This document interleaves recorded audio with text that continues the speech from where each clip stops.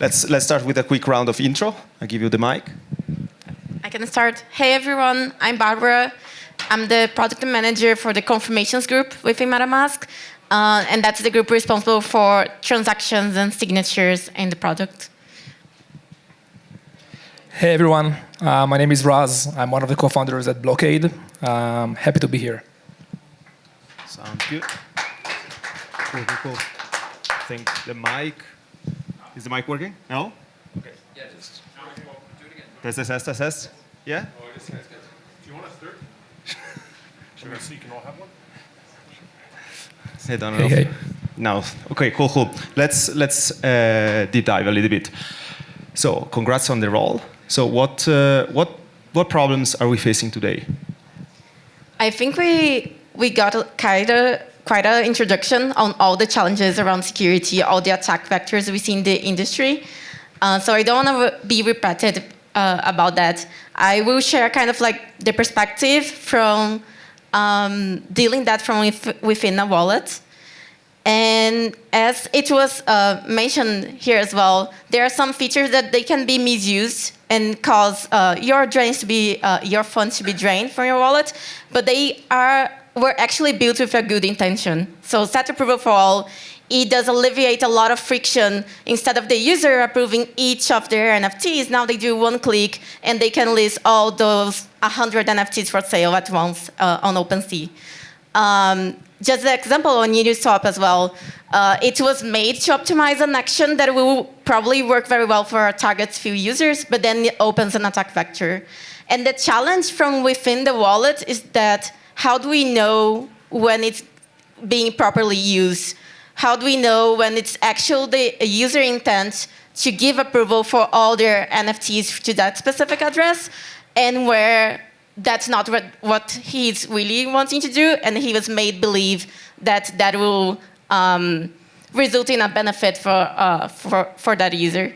So it is quite challenging, and I think the goal of the recent improvements that we're doing within MetaMask is to be able to detect when those actions are malicious and inform the users so they can make a conscious decision on whether they want to proceed with that or not. Yeah, having more data points is always better, especially for user decision. So let's give a little bit like a story, a context, right? How you guys started, detecting malicious contract. Yeah, so I think we even started from detecting malicious dApps. This is actually an interesting story. So basically, when we started Blockade, Ido and I and the rest of our team, we tried to look for the #1 problem to solve in security in Web3 in general, and it was pretty hard because the space is pretty overwhelming. You have bridges, chains, protocols, wallets, and then I think one day we noticed a major attack on OpenSea, where every day there were a couple of dozens malicious dApps deployed. In hindsight, we know that like these drainers were North Korean related. And then we approached them. So we told them like, hey, we're seeing a lot of like drainers listed on the platform. Can we do something to solve it? And then like we started to engage with them, the security team, the trust and safety team. And now OpenSea is like a #1 NFT marketplace, and MetaMask as the #1 consumer Web3 wallet. They have a pretty tight relationship. So like OpenSea were the one pushing us to start working with MetaMask. They told them like, hey, let's try to work with these guys to solve this problem from the core on MetaMask, on the wallet. We got introduced to Barbara and the team, and I think the rest is history. Nice. I like the rest is history. So actually on the other side, why Barbara did we start working with Blockade in the first place? Yes, so to add up to what Raz said, we did get introduced by OpenSea. We're seeing a lot of, at that time, a lot of cases of NFTs being stolen exactly due to set approval for all. And we're trying to see, okay, how we can identify when those are not the actual user intention. We actually launched a feature with OpenSea in April last year. There was already, for use the opt-in, it already was flagging transactions as malicious, and Blockade was in the background on OpenSea side helping identify those as well. But I think, and we engage with multiple partners, and we still engage with multiple security providers in this space to understand how we can best serve the MetaMask users and how we can best protect them. what made us, I think, kick it off this whole initiative with Blockade was that we value a lot on MetaMask privacy. So, and we treat very carefully what we call like the data, payload transaction data. This is financial information before the user signs. So we cannot just share it randomly to third parties and trust that they are going to treat that data the same way that we do. So we were very pushing the ecosystem for more privacy-preserving solutions, how we can give the same level of protection, but without compromising user privacy. In the ideal world, the user can have their security guaranteed, but also their privacy. And that's what we aimed for. And Blockade was one of the first partners to actually propose a way that we could get this, this done. Actually, you touched a good point, right? Just to give a context, you touched on the privacy preserving module. You want to give us a little bit like a quick intro, what it is, how does it work? Yeah, for sure. Would love to.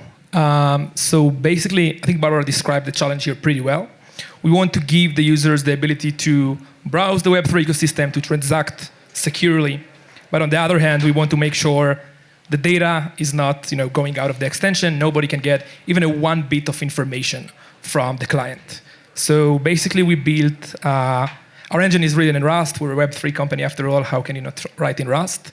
So then we used a technology that is called WebAssembly, which is basically have a lot of capabilities.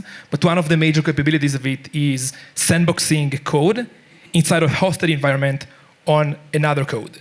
And this is exactly what we did here. So we actually deployed the module into the extension or the mobile to permit users security, but on the other hand, not preserving the privacy. Sounds good. I hope you guys are getting enough information, and feel free to raise your hand if you have any questions. So I can add just a bit more detail because I think we skipped just talking about the feature that we recently launched in general. So the way it works now and what we have enabled by default on extension across 7 different networks, and on mobile is also being enabled by default in the next week. It is that now when users are doing transactions, we call this internal module that lives within the mobile app and within the extension. We run the transaction through it, and it flags to MetaMask and say, like, this is malicious, and this is the reason, or this is actually benign. And the user will only notice that feature actually when something is malicious. We will inform them, raise a red warning. We're also looking to add more friction so the users don't ignore their warning. So this is what the end user will see whenever interacting with this new feature. So the end user doesn't need to do anything, basically. It got just flagged up.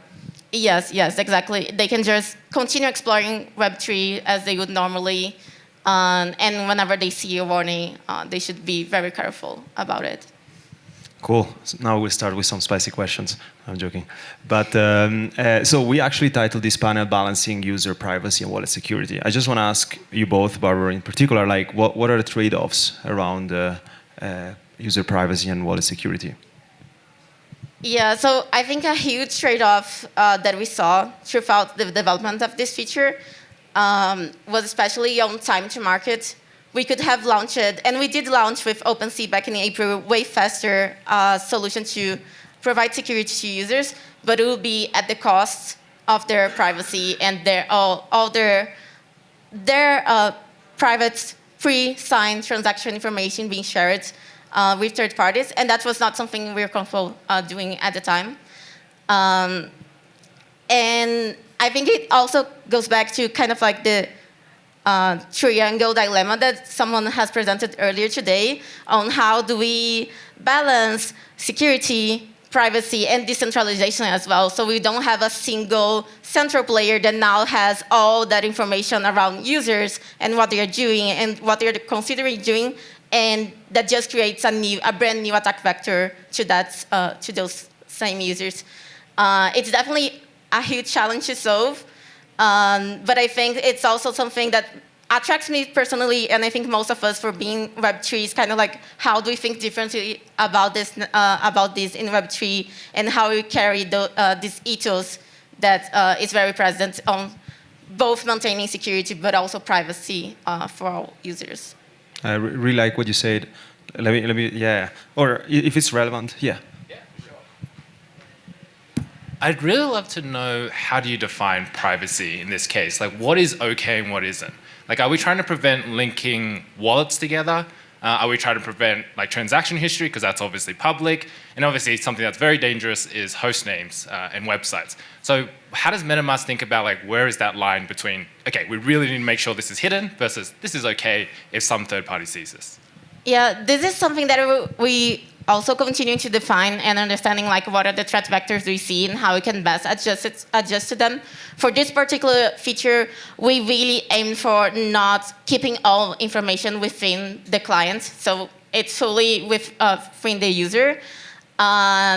The only time we ping external is that when we are doing calls to the RPC provider, which is the one that the user has set themselves, so they have full control on whatever those calls are going. And also, we also ping an internal MetaMask CDN to get a file update on the latest attack, so we can have adjust very quickly to new attack vectors. So that only exposes IP address to this internal CDN and nothing else besides that. And anything related with address, payloads, recipient address never leaves the wallet. Sounds good. You touched a little bit on differentiation before. Like that's for you, Raz, right? Like how you guys are differentiating around like other solution in the market, and what's the value around user privacy you're bringing to the table today? Yeah. So we're pretty aligned with MetaMask on the fact that like security should not come on the price of privacy and the other way around.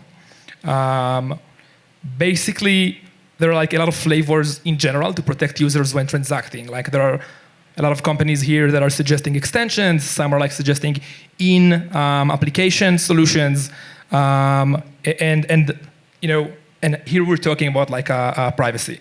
I think when you're doing things with a privacy-first approach, it is a whole new paradigm from the perspective of there are a lot of things you can do when you're using an API approach or like a real-time API approach where you can query a database, where you cannot do these things when you're doing everything offline, and you're doing everything to keep the user private, which is one of the principles of MetaMask.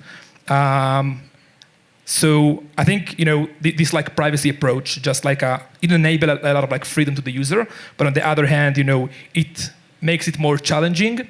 Yeah. Sounds good. I think like a big advantage, like you guys are working a lot with other like broader ecosystem.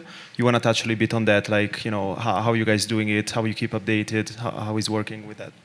Yeah, sure. So we're seeing ourselves like adjusting to different partners that we're working here with. So for MetaMask, like privacy is very important principles. There are others like for them like simplicity is important. Others that like latency is important for them.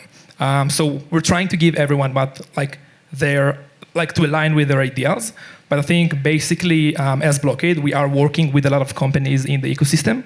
So we're able of like seeing a lot of data and getting a lot of signals and be the first one to seize them. And it helps a lot to the MetaMask integration. Because whenever we're seeing, I think like the Ledger Connect kit is like a good example for it. So basically at Blockade, we were able of like detecting this attack 3-4 minutes after the malicious NPM package was deployed. And I think just like it gives us the ability to be the first ones that are detecting this signal. Yeah. Sounds good. Yeah, a lot of things are happening during the past like 6 months, and it's quite interesting to see all that. And maybe like for both of you, like how we are keeping up with all those changes, right? How we are evolving ourselves so fast. Yeah, so I think the Wallet Guard guys described it pretty well. Like you're seeing these attackers like adapting, and it's worth understanding that like these drainers are $100 million worth of businesses. So for them, it is like a pretty profitable to do what they're doing. I think you guys described like the transition from like ETH sign to regular transfers to approval to set approval, and now we're seeing more of like application-specific attacks, whether it is done on like a Seaport, Uniswap. We're seeing a lot of attacks around like eigenlayer. I don't know if you all heard about it, but like on the last couple of weeks, like attackers leveraged the applicational nature of eigenlayer to make users stake their assets into the protocol, but then attackers will be the only ones that are able to like withdraw these assets. So I think in general, security is like a cat and mouse game. Here in particular, I think that the game started now because you can see these attackers like feeling really uncomfortable, and like you guys talked about it as well. But like I think you see them like starting to find new methods and like to like so we are actually able of like making them feel less comfortable and like work harder. And I think this is the goal of everyone in this room. It's super cool that you're touching Eigenlayer. Yesterday I was in their presentation where I think one of the first slides was building infrastructure is extremely hard. And one of the big part was security. And yeah, maybe for you, Barbara, like, so what is not just your team, but what you guys are working on, like that is quite exciting, that is coming next? I mean, obviously you cannot share much, but on topic-wise. Yeah, I think something that has been on our radar for a while and that we expect to release soon as well is just making confirmations at all more human readable. So this is a large piece. If you can present information better to the user, they will understand what is happening and they can make better decisions. It's also faced some of the same challenges because scammers, as Raz said, they have a huge $1 million incentive to kind of get the wallet to present fake readability and fake human readable information. So it's a similar cat and mouse game. You add better readability there, but then they found this edge case and you need to work around it. But this is something that we are very passionately working on it, and we expect to release more to that soon. Sounds good. There are a bunch of people that you can also ask around from the security team. It's quite exciting. And Raz, looking for the future, like you guys, if I remember correctly, you guys did your Series A. What is happening? What are the next 2 years looking like, or even like the next 3 months? Yeah, so I think, we did raise our A pretty recently. I think we're super excited for everything that happens in the ecosystem. I think in general, the way we're looking at the problem is, so our majority of our team comes from like traditional security background. And I think when you're executing code, whether it is on like a personal computer environment, a server, a mobile environment, it is first being scanned. And Web3 should be no exception for it. So whether there is a transaction that is emanated from a wallet or presented by a DApp interface or getting into a smart contract or an application, it should be scanned along every part of these like transaction lifecycle. And this is exactly what we're building at Blockade. And this is why we raised the round. Yeah, and to add a bit, which I think is very complementary, at MetaMask we're looking also at like multiple layers of protection. We don't believe a single layer will be enough. We know how the scammers are very fast to adjust, so we do need to have as many solutions protecting the user as possible. And we have seen some presentation about improvements that we're doing to efficient detect, saying kind of like where this is going to. There are improvements being made on the confirmation side, but also a major player we see as well is like Snaps and empowering users to adopt their own preferred solutions and integrate them directly into the MetaMask and help protect them. And we're also looking forward to make that experience better for the users as well and increase visibility for them on that too. Sounds good. I think that's great. And any question from the audience? We don't have much time. And Thanks. Yeah, thanks for the in-depth kind of presentation there. I was wondering about, you mentioned that you're doing a lot of this. It's kind of like an offline module that's built into the app, which I think is really cool because nothing leaves. But how do you kind of keep up to date with the like newly evolving scams, like updating those modules? Yeah, if there's anything about like you can share around like how to make sure that module is always like up to date to the recent data. You want to take that? Yeah, so this is a very good question. Basically, we have a really like a fast update cycle. We have an update for the data mainly, and this is how we're keeping up with these latest attackers. So for example, when the eigenlayer vector just approached a couple of like weeks ago, we were able to like immediately push an update to every extension and mobile client. Same goes for like like we're seeing now account obstruction attacks or others. So yeah, the update happens really quickly, and it's a really crucial part of the process. Yeah, so we created this separate update system that allows you to do that.